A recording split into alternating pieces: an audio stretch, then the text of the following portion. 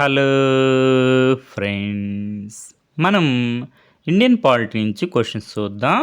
First question వచ్చి UPSC వారు CDS 2026 ఎగ్జామ్లో ఆడడం జరిగింది. క్వశ్చన్ ఏంటంటే, consider the following statements regarding the qualification of person appointment as a judge of Supreme Court of India అని చెప్పి 3 స్టేట్మెంట్స్ ఇచ్చారు. అందులో కరెక్ట్ స్టేట్మెంట్స్ ఏవి అని అడిగారు. ఫస్ట్ స్టేట్మెంట్ వచ్చి, the person has to be for at least 5 years a judge of high court or of 2 or more such courts in succession అన్నారు. First statement correct. Second statement వచ్చి, the person has to be for at least 10 years an advocate of high court or of 2 or more such courts in succession. Second statement కూడా కరెక్టే. Third statement వచ్చి, the person is in the opinion of chief justice of India a distinguished jurist అన్నారు. Incorrect. The person is in the opinion of the president of India a distinguished jurist అని ఉండాలి. ఈ statements అన్నీ కూడా మనకి Indian కాన్స్టిట్యూషన్లో article 124 class 3లో mention చేస్తుంటారు. మనకి ఆన్సర్ వచ్చి ఆప్షన్ సి 1 and 2 ఓన్లీ.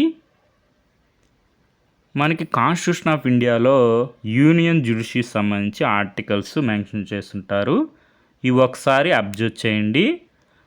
మనకి ప్రీవియస్గా డైరెక్ట్ ఆర్టికల్స్ నుంచి కూడా క్వశ్చన్స్ రావడం జరిగింది. For example article 129 supreme court to be the court of record. అదేవిధంగా article 141 law declared by supreme court to be binding on all courts. ఈ విధంగా యూనియన్ జ్యుడిషియరీ సంబంధించి ఆర్టికల్స్ ఒకసారి అబ్జర్వ్ చేయండి. నెక్స్ట్ వచ్చి మనకి ఆర్టికల్ 124లో establishment and constitution of the supreme court అని మెన్షన్ చేస్తుంటారు.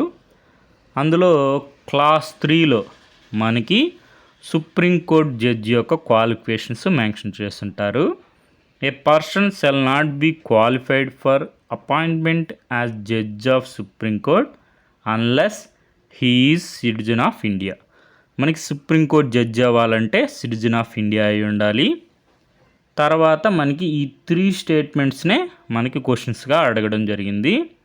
Has been for at least 5 years a judge of high court or of 2 or more such courts in succession, or has been for at least 10 years an advocate of high court or 2 or more such courts in succession, or is in the opinion of the president A distinguished jurist. మనకి president ప్లేస్లో chief justice of India అని ఇచ్చారు, అందుకని incorrect అయింది.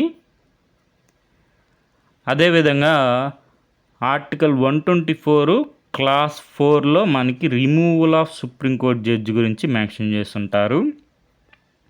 ఏ judge of supreme court shall not be removed from his office except by an order of the president passed after an address by each house of parliament supported by a majority of total membership of that house and by a majority of not less than 2/3 of the members of that house present, and voting has been presented to the president in the same session for such removal on the ground of proved misbehavior or incapacity.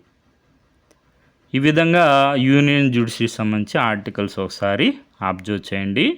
రాబోయే ఎగ్జామ్స్లో కూడా మనకి questions వచ్చే అవకాశం ఉంది. Next question వచ్చి UPSC వారు NDA 2026 ఎగ్జామ్లో అడగడం జరిగింది. As per article 324 of the constitution of India the chief election commissioner shall not be removed from his office except in the like manner and on the like ground as. మనకి answer వచ్చి option a judge of the supreme court. మనకి removal of the supreme court judge మనం చూసాం కదా, article 124 clause 4లో mention చేస్తుంటారు. Article 300 24 మనకి elections part 15లో ఉంటాయి. అందులో మనకి మెన్షన్ చేస్తున్నారు చూడండి.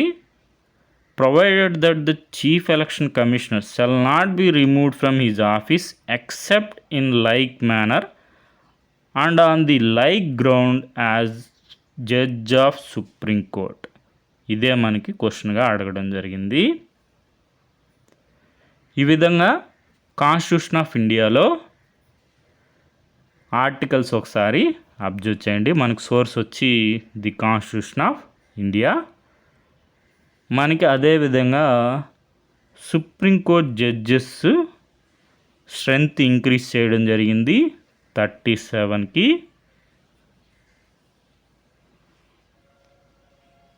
Okay friends, thank you for watching.